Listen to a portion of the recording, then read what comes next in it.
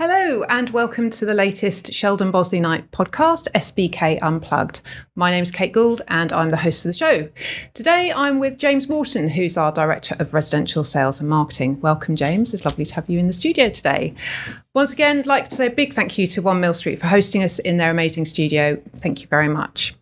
So, James, all things residential sales today. There's a lot to talk about. For example, the market, what's going on with the market at the moment, any trends. It's been quite a turbulent couple of years. Also, I would like to ask you a bit about what you look for when you're recruiting, because obviously you're in charge of the teams. A bit about what sellers can do to choose an agent, if there are any top tips, because there are quite a few agents out there, what sets us apart from everybody else. And also buyers, what they should do to be in pole position, if you like, to get that dream house that they want. And then maybe if you're able to put it in your crystal ball and just give us an idea of what the market might hold for this year. Obviously, we've got a general election coming up probably towards the back end of the year, and whether that might have any impact on the market. But I'd like to kick off things by asking a bit more about you. And I know that you've been at SBK for a few years now, but it would be nice to know a bit more about how you got into the property sector. What was it that you thought, oh, this is the career for me? And then a bit about your route into SBK. So yeah, tell me a bit how you got into the sector. Okay, well, I suppose like many estate agents, I'm going to hold my hand up and say I kind of fell into property.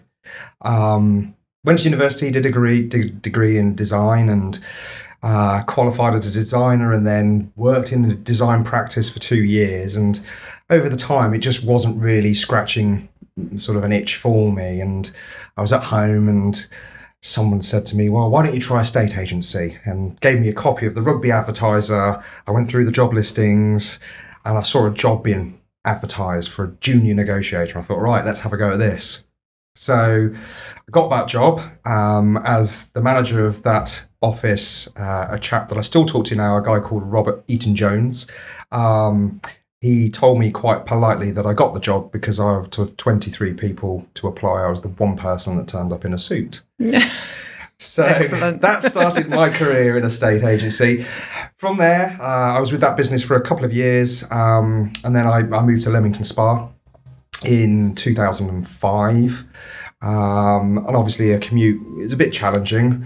I identified a couple of brands that I really like the look of locally, made an application. I felt I was a senior negotiator at this point. Went for a few interviews and got a role working for a local competitor here in Leamington Spa. I really enjoyed my time there. You know, I spent 4 or 5 years with that particular business. And then along came a gentleman by the name of John Hamford, who ran a successful business in Leamington at the time, and was pestering me and harassing me for about 2 years to come and join his business. And one day I caved and I thought, do you know what, let's give it a go. Mm-hmm. So I joined John and his team, and I joined as a branch manager of an office in Leamington with a very large team. I think we had 8 residential salespeople, we had 5 lettings, 2 mortgage advisors, you know, one-stop property shop, as we labelled ourselves. And I was there for 9-10 years. And then again, I had a calling. Someone approached me in relation to an opportunity that presented itself as a startup in the online agency field. And I joined an online agent as a regional director for this startup, and within 3 years we went from 0 to 5th largest listing agent in the UK. Oh, wow. Mm-hmm. I use the word listing agent delicately there. And then, interestingly, my daughter came along, Etta, and I can still remember the day today. It was Boxing Day. You know, Etta was 1.5, and given the nature of the beast that I was in, Boxing Day wasn't an off day. You know, it was a full-on at work day, and I was there on the phone trying to look at the staff, what they were doing, you know, who was in, who was out, what deals were coming through, you know, checking service level agreement, SLAs as we call them, very, very busy. And then this little 1-year-old came toddling over to me, put her hand on my phone and said, "Daddy, no." And I think that was the moment that life really sort of took a change for the better. Yeah. So I went back to work in January. I was thinking about it. In the end, I just said to the boss, "Look, I'm going to be leaving. Not for me." So I left that particular business. And in the interim, I've been talking to Mike from this business. And had some really interesting conversations. He already had a vision of what he wanted to achieve and where he wanted the business to be in a couple of years' time. And it sounded all very exciting. But even more exciting was the business was prepared to treat me like a grown-up and facilitate me spending more time with my daughter. Yeah. So, yeah, that was my route into agency. I'm quite fortunate because I've done the employed role. So I've been an employed agent. I've been a self-employed agent. That was interesting. I've been high street and I've been online. So I kind of tick most of the boxes in agency that you can tick. Yeah. But equally, I've only done it with, this is my 5th brand in over 2 decades worth of working as an estate agent. So I don't move around a lot. And how long have you been with SBK now then? Approaching 4 years. Yeah. I was one of their lockdown babies, should we say. Oh, right. Yeah. There was a few of us.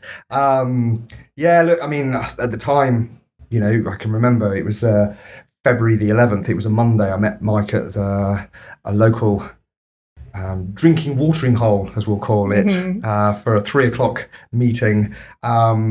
We weren't in lockdown at the time, but we were, not far from it. And obviously I met with Mike, everything sounded entertaining and exciting. And then obviously lockdown happened. I was thinking, oh my goodness, what have I done? I've just quit a job. I'm going into lockdown and we're going to be locked in forever. But no, thankfully we did have that meeting. We continued having conversation. The business was very good with its communication whilst we were going through that process. And yeah, I joined just as we were heading out of lockdown version 1. Right. And but Mike didn't choose you on the basis of which suit you were wearing? No, thankfully not. Although I did dress to impress. It was a very nice tweedy sort of 3-piece suit. Oh, nice. Yeah. Natty. Yeah. So you've been with SBK now for 4 years. But what is it that you look for when new agents come into the business? What are you sort of looking for? Is it obviously not the suit that they're wearing, but what is it that they need to bring to the business in your view? Ooh, what attributes do I look for? So it's really interesting because I've met some brilliant agents over the years, and a lot of the time their background is very, very similar. At a young age, they would have worked in a customer service industry, such as being a waiter or working behind a bar, or even working as a health professional within the NHS. Teachers make great estate agents also.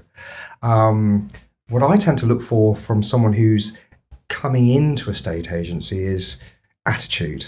Willingness to learn is really important because there is a lot to learn. And you can tell a lot by someone by their attitude. I rarely recruit from people that are sent to us via recruitment consultants. So if I was going to give a top tip to somebody about how do I get into estate agency is about being proactive. It's about, getting off the seat and doing something and creating activity. So do the same with your CV. If you're the sort of person that will just go to a recruiter and say, find me a job, you're probably not right for estate agency. But if you're the sort of person, and I met someone twice over the last 3 months, they've been into the office twice, and if ever I have a position, that would sort of fit for them, I think we would more than likely go with them. They've walked in twice with their CV saying, look, I'm still here. I really want to be an estate agent. So that's really important. Sort of attitude to proactiveness, attitude to learning, energy. Have energy. Bring the energy. You're going to work in a very closely knit team of people. if you're going to be in that sort of group environment, you have to bring high energy. I mean, you work with me. To be fair, yeah, I don't think there's ever a down day. No, never. No, so bring the energy, you know, and that's about it really. Everything else can be trained in. What I can't train is your attitude to work. You know, so just those three key elements for me are really, really important. You can normally see it as well when you're interviewing someone. They've got a spark or a dazzle in their eyes, you would say. Yeah. You can see that they're enthusiastic, they're engaged. Yeah, that would be that. Yeah. Excellent. So anybody who's thinking about it, and at this time of year, we have a lot of schools that contact us saying, come to our careers events and talk about the business. That's what your advice would be, is to come with energy and ideas and being proactive. Be proactive. Don't be the person that is just, you know, because when you do approach a recruiter, 9 times out of 10, they will do a blast and you're going to be one of 8 candidates on that sheet of paper. You know, make sure you stand out by going and finding out who you need to speak to, and then making sure that your CV is given to that person directly. Yeah. Excellent advice there. And you've also got a bit of advice for sellers, because I suppose when people think of estate agency, they all think of the buying and selling of houses, and you know, we have presence on high street locations, and it's a bit more complicated, I guess, than that. But for sellers, what should they be looking for when they're thinking about putting their house on the market? What kind of agent should they choose? And what do you think Sheldon Bosley Knight offers that perhaps their competitors don't? What sets us apart? So top tips for sellers, and then what they should look for. Okay, so top tips for sellers when they're choosing an agent. Okay, so for me, it's the person you get along with the most. I mean, I always say to our listers, when we do lister training, you can have all of the skill in the world, you can have all of the tools at your disposal. If the person doesn't like you, they're not going to choose you. Okay, it's a people business. People buy people. The brand will get us through a door and get us the opportunity to present what we can do. But 9 times out of 10, it's the person that the client meets. There's an industry trainer called Richard Rawlings, and I'm going to use his labeling of this. My advice to sellers is beware the false prophets. These are the estate agents that will come out and guarantee you they will get you the highest possible value for your house. And interestingly, they also charge the least amount of money. And common practice or common sense dictates that the two very, very, very rarely go hand in hand. You know, when it comes to what you're paying, that is normally a reflection of the service that you will get or you will receive in both your marketing, the time that the team will spend with you, giving you advice and guidance. If you choose to pay not a lot, then you're not going to get a lot from that. Okay. So, you know, don't choose an agent based on what they've told you. You know, every seller and every agent should be able to justify using statistics what they're capable of. You know, so within Sheldon Bosley Knight, you know, we constantly look at those numbers to make sure that our guys are armed with the right information. You know, what is their average asking price achieved? These are questions sellers should ask. What is your average asking price achieved? Okay. What percentage of your stock is reduced, or, you know, by how much as a percentage? Things like that are very good questions to ask. I can go out and tell anyone their £450,000 house is worth £500,000. The reality is I'm going to end up with a very disappointed client. The reason why Sheldon Bosley Knight has such a high success selling rate is, unlike some estate agencies, we won't just tell a client what we think they want to hear. We're there as an advisory, we're there as a consultant. You know, we're there to make sure that what they're setting out to do is achievable with the least amount of stress. I've just sold my own house. Yeah. Have you? Took me 4 days. Yeah. Got nowhere to go. How did we achieve it? So the first thing we achieved was we did brilliant photographs. got the photographers round. We've got brilliant photographs done. The second way we achieved it is, the team in Leamington understood every little detail about my house, my motivation, what made my house special in my Yeah. and what I was looking to sort of achieve from this. They understood it all really clearly. Mm-hmm. They then spoke to a handful of people that they knew fitted like a glove. Yeah. And they were absolutely on point. It was on the market on Friday at midday. I had viewings booked in by mid-afternoon on Friday. We did those viewings on Saturday and had offers on Tuesday from all parties that viewed the property. Wow. So, and that came down to brilliant estate agency, getting on the phone, not relying on the portals to do the job for us. Yeah. So again, being proactive. Being proactive. So again, when you're choosing an estate agent, ask them what their process is. Anyone can present a price, but it's a strategy to sell as well. And I guess it's also a kind of, dare I say, therapy role as well, because you're there to hold people's hands throughout the process, because it can be quite stressful as well. So I guess there's an element of that as well, that you've got to, like you said, the agent you need to get on with. So you've got to trust your agent that they're going to hold your hand through the process when it gets stressful, when it gets difficult. Yeah, I mean, it is stressful, and it's stressful because there are so many emotions at play. Very few people move because they just fancy a change. It's expensive. It is stressful. Most people move because they have a problem. And I label it as a problem, a bit of a strong word maybe, but the problem might be that, the garden's too big and they're now no longer able to look after it. The house is too small.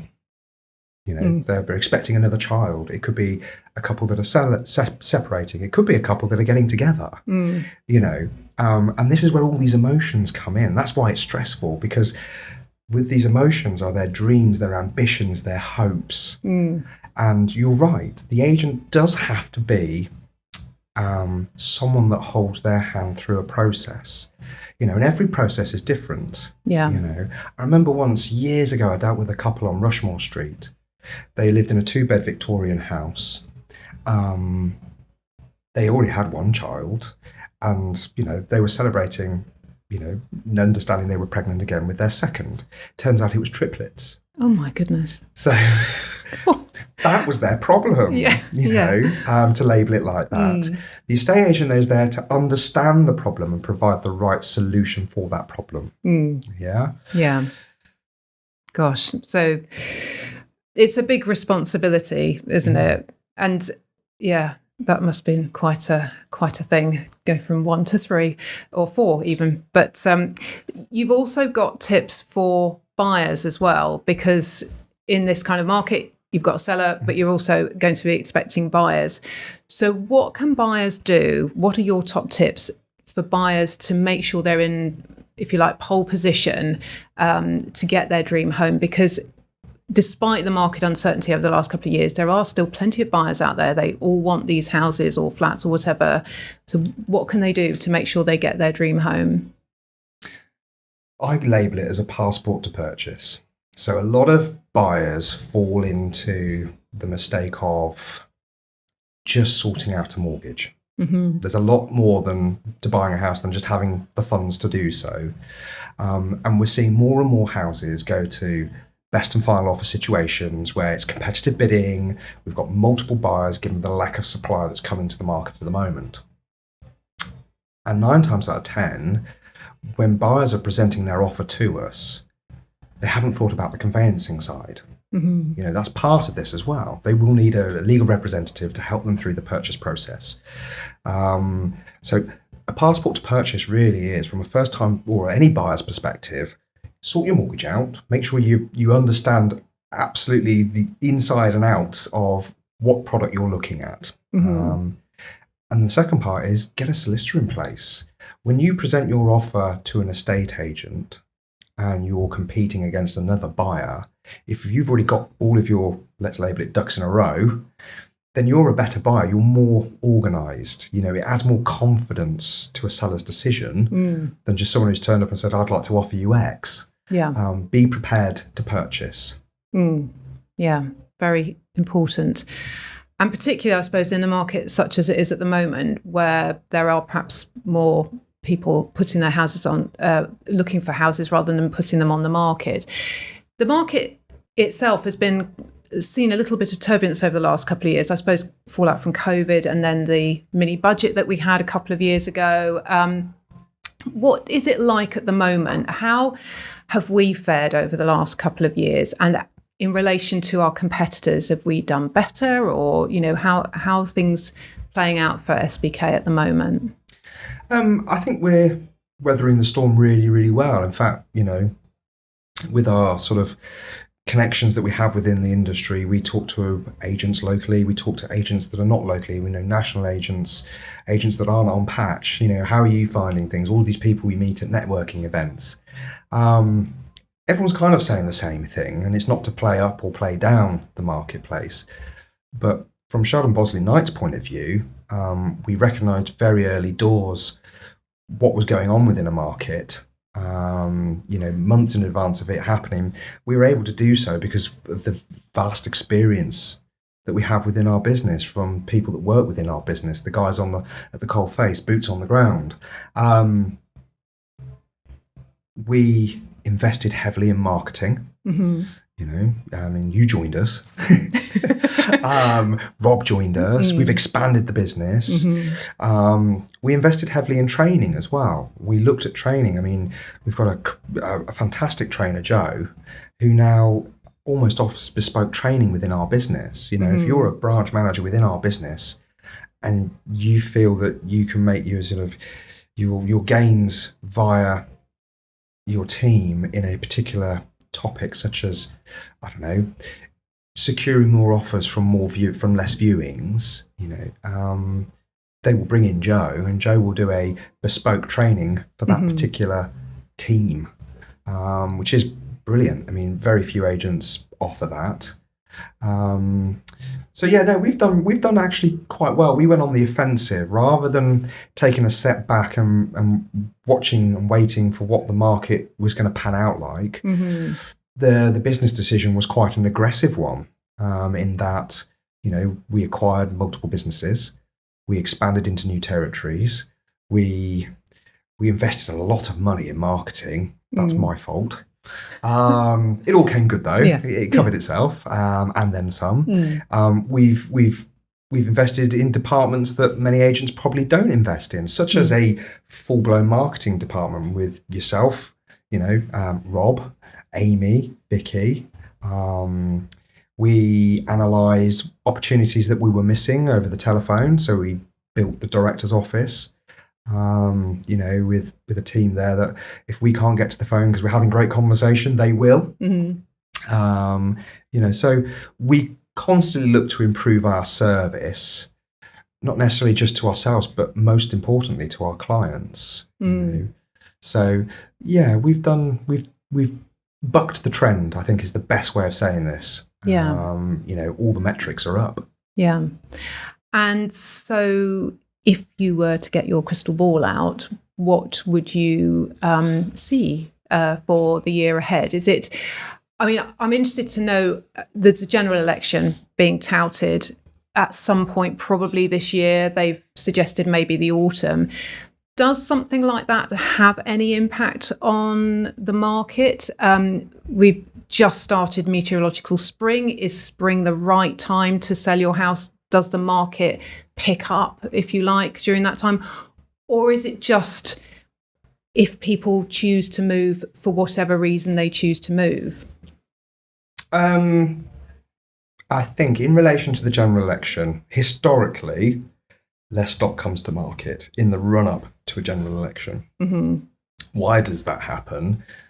I blame us, the estate agents in the country. It's a bit like Christmas. We try and we go out and do all these appointments, but then we tell everyone to sell their house 3 months later when it's spring or when the going's good. So we kind of create our own peaks and our troughs, and I think a lot of it is down to mindset. People that need to sell will always need to sell, mm-hmm. and people that would like to sell may delay their decision.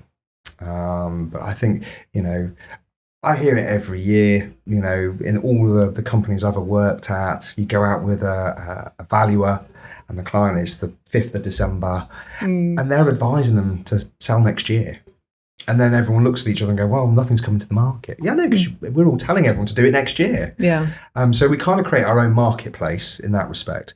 I think, look, from our point of view is the great thing about a run up to a general election is if there are all these other agents or all these other businesses saying don't sell till after the general election, our advice would be get it on the market now. There's less competition. Yeah. Buyers have less to choose from, which means you end up with more buyers on one property, which means that the value of that property through competitive bidding potentially goes up. Yeah. Or wait till after the general election when all the other 3-bed semis come on the market and buyers can go, well, if you don't take me offer, I'll buy that one. Yeah.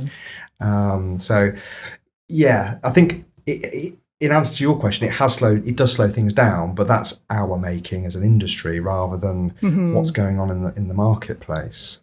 So a general election this autumn could represent quite good news for SBK because our agents will be out sort of really suggesting that people don't delay and do it now regardless. Yeah, I mean, look, over the years, I've dealt with a lot of people that have said, oh, I missed the boat on that. I didn't sell at the right time. Yeah. There's never a right or a wrong time. I mean, look at my instance again. Yeah. I've sold. Were we looking to move? We were thinking about it. We saw a property and we thought we really like it. Hence the reason why we looked to move. There's no right or wrong time. I mean, my garden looks awful. Absolutely, it looks barren, even with fake grass. But it was the circumstance of what we'd seen that caused that movement, So yeah, look, there's never a right or a wrong time to move. It's down to everybody's individual circumstance and situation. And do you think then that the market is looking, continue to look good for SBK this year? As a business, yeah. Again, we've reinvested in more marketing. We've, again, reinvested in more training for the teams to make sure that the opportunities, if they are a little bit more scarce, we are giving the best advice and adding the best value to what we're talking to clients about. We're investing in new tech. We've built a photography department. So we've got in-house professional photographers now. Alison's just joined the team along with Jake. We're constantly looking for, I heard it today in one of the regional meetings, marginal gains. I call them tenths because I'm a F1 fan. We're constantly looking for those. Any slight improvement we can make only benefits the client. Yeah, being proactive. So, James, your predictions then for this year, have you got any? Ooh, let's have a think. So, this is something that's speculated a lot in the press. Okay. My predictions for this year are going to be in line with what we experienced last year. I think we're going to continue to see low stock levels. There's still lots of property coming on, but historically it's quite low. We've still got a huge appetite with purchasers. Got so many buyers registering. I think we registered over 1,200 buyers last month alone, and that was January. Yeah. And when I say registered buyers, I mean these are all new people we've never spoken to before. But are all looking to move. All looking to purchase. These are buyers. Wow. So I think it's a bit like a seesaw. It's supply and demand. With the lack of supply at one end and lots of demand, prices tend to go up. I'm not suggesting in any way, shape or form that prices are going to improve by 30% in the next 12 months. I think, again, there will be slight increments, 0.5s, 0.9s regionally. I don't think, unless the government has a different plan in relation to another mini budget that was so successful last time, I don't think that we'll see a decrease in value. At the moment, there's just not enough supply. Yeah. So I think for this year, I think it's going to be a repeat of last year. Low volume of stock across the country. High transaction levels, i.e., percentage of stock that comes to market selling, and more importantly, completing. Yeah. I think there was a report out the other day that said fall throughs, i.e. when a property has been sold to a buyer, a fall through is when halfway through that process, or at a point in that process, the buyer goes, do you know what? I'm not buying. They're down to 1 in 6. You know, and historically, most agencies practice or work off 1 in 4. So people changing their mind about purchasing property because there's nothing out there. I can't find something at the moment. Yeah. I am scouring the internet, widening radiuses, you know, just can't find a property to purchase. Yeah. But equally, given that the industry has probably been telling the public through the whole of November and December not to list now, do it in the spring, I'm optimistic that something's going to come along in the spring, which we're moving into. Yeah. Yeah. I was going to ask actually, does it annoy you when you see sort of press reports downplaying the market or making out that the market is in a state that it perhaps isn't in? Because you mentioned that we did all right last year. I mean, we're doing pretty well actually. But if you looked at the national press, the picture they paint has been one that's not quite so good, and that house prices have gone down and it's really difficult for first-time buyers. And it sells newspapers, doesn't it? Yeah. That's what it's all about. Selling newspapers. Yeah. As a country, we're fascinated with property, you know, more so than, you know, most other countries. You know, we're a country of people that want to have the ambition to own homes. Yeah. The press prey on this every year, every January, every February. They look for niggly little trends that indicate, they don't look at the whole picture of the year. Yeah. You know, in relation to how do I find that?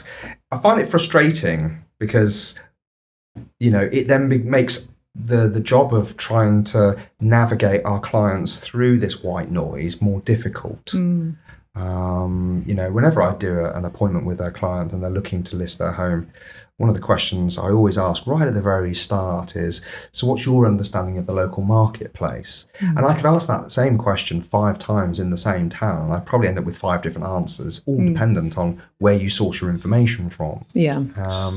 So, yeah, it's frustrating.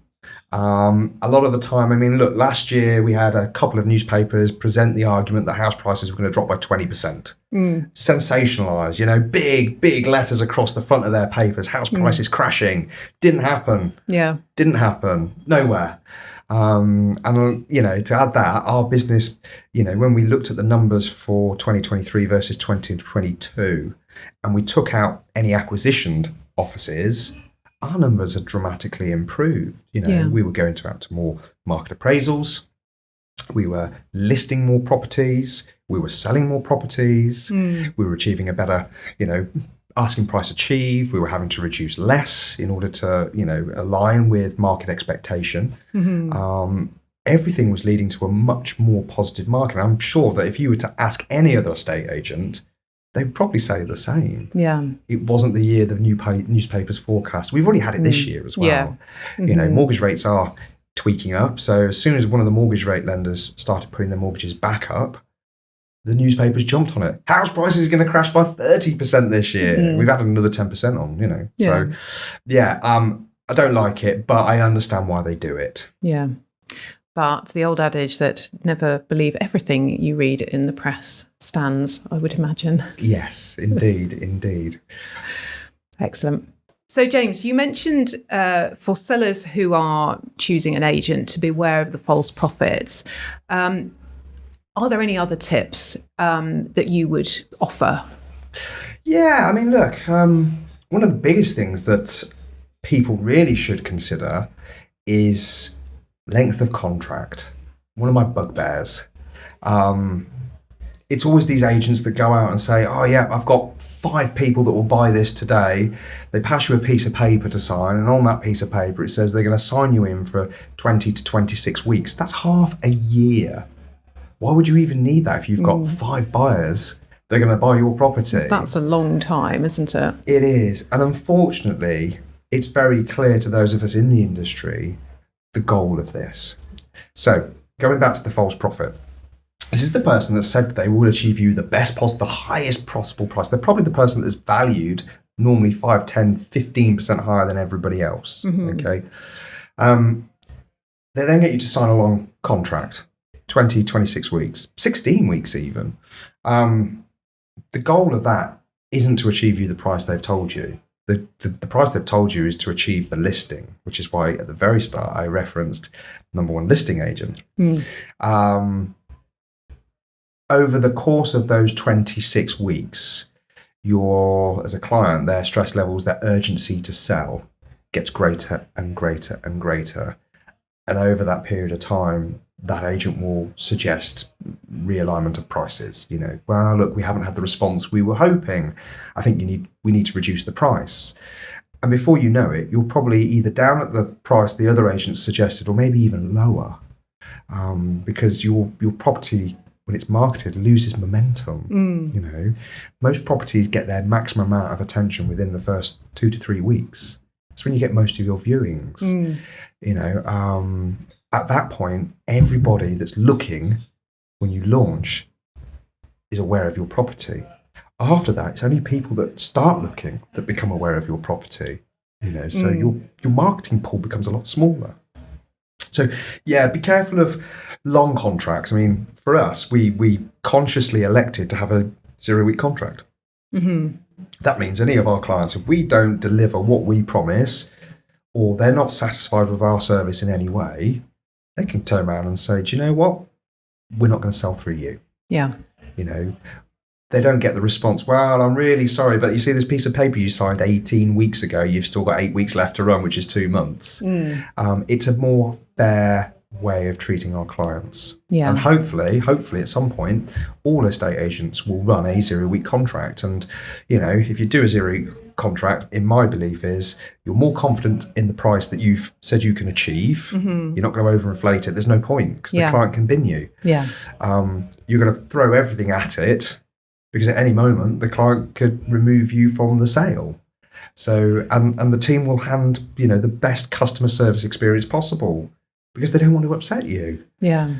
You look at the opposite, 26 weeks, and after time, you'll probably disappear off into the ether, and you probably don't hear from your agent. I've worked in agencies where, I've gone to phone a client to tell them they've got a viewing.